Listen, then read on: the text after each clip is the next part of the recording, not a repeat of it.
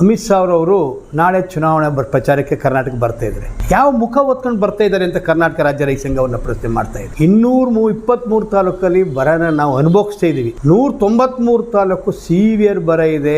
ಜನ ಬದುಕು ದುಸ್ತರವಾಗಿದೆ. ಗೃಹ ಮಂತ್ರಿಯವರೇ ಸಭೆ ಅಧ್ಯಕ್ಷ ಸೇರಿ ಬರ ಪರಿಹಾರದ ಹಣವನ್ನು ಬಿಡುಗಡೆ ಮಾಡಬೇಕಾಗಿತ್ತು. ಕಳೆದ ಅಕ್ಟೋಬರ್ ತಿಂಗಳಲ್ಲೇ ಕೇಂದ್ರದ ಒಂದು ತಂಡ ಬಂದು ಇಲ್ಲೆಲ್ಲ ಕೂಡ ಸಮೀಕ್ಷೆ ಮಾಡಿ ಅಧ್ಯಯನ ವರದಿಯನ್ನು ಮಂಡಿಸಿದೆ.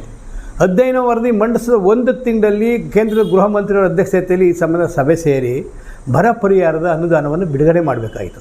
6 ತಿಂಗಳಾದರೂ ಕೂಡ 1 ಪೈಸವನ್ನು ಬಿಡುಗಡೆ ಮಾಡದೆ ಕರ್ನಾಟಕಕ್ಕೆ ರೈತರಿಗೆ ಮೋಸ ಮಾಡಿದ್ದಾರೆ. ನಾಳೆ ಚನ್ನಪಟ್ಟಣದಲ್ಲಿ ಪ್ರಚಾರ ಮಾಡ್ತೀರಿ. ನಾವು ಕರ್ನಾಟಕ ರಾಜ್ಯ ರೈತ ಸಂಘ ನೇರ ಪ್ರಶ್ನೆ ಮಾಡ್ತಾ ಇದೆ. ಸನ್ಮಾನ್ಯ ಶ್ರೀ ಗೃಹ ಮಂತ್ರಿಯವರೇ, ಇಡೀ ಕರ್ನಾಟಕವೂ ಸೇರಿದಂತೆ ಇಡೀ ದೇಶಕ್ಕೆ ಗೃಹ ಮಂತ್ರಿ ಆಗಿದ್ದೀರಿ. ರಾಜಕಾರಣನ ಪಕ್ಷಪಾತ ಮಾಡಬಾರ್ದು, ಮಲತಾಯಿ ಧೋರಣೆ ಮಾಡಬಾರ್ದು. ಸಾಮಾಜಿಕ ನ್ಯಾಯ ದೃಷ್ಟಿಯಲ್ಲೂ ಅಷ್ಟೇ, ಹಂಚಿಕೆಯಲ್ಲೂ ಕೂಡ ಹಂಗೆ ಇರಬೇಕಾದದ್ದು.